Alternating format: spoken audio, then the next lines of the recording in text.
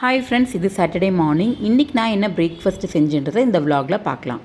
இந்த yellow colour golden கவு மில்கில் வந்து 3% தான் ஃபேட் இருக்குது. ஸோ குழந்தைங்களுக்கு ஈஸியாக டைஜஷன் ஆகிரும் அப்படிங்கிறனால இந்த பால் வந்து நாங்கள் இப்போ எல்லாம் வாங்க ஆரம்பிச்சோம். சாட்டர்டே அப்படிங்கிறனால கொஞ்சம் டைம் இருக்கும். ஸோ இன்றைக்கி காலையில் வந்துட்டு வெண்பொங்கல் சாம்பார் வடை செய்யலான்னு சொல்லி தான் பிளான் பண்ணியிருந்தது.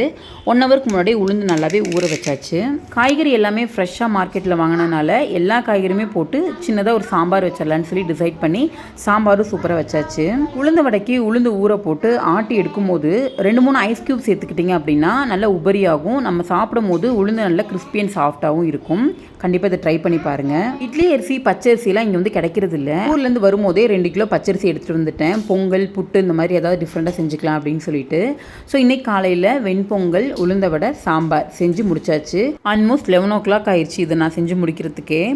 கிளைமேட் நல்லா தான் வெயில் அடிக்கும். திடீர்னு பார்த்தீங்கன்னா சடசடன் பயங்கர மழை வந்துடும். என்னதான் இருந்தாலும் வெயிலோடு சேர்ந்து மழையும் ரசிச்சுட்டே சாப்பிட்றது இன்னும் நல்லா இருந்தது. நெக்ஸ்ட் நல்ல விலாகில் பார்க்கலாம். தேங்க்யூ.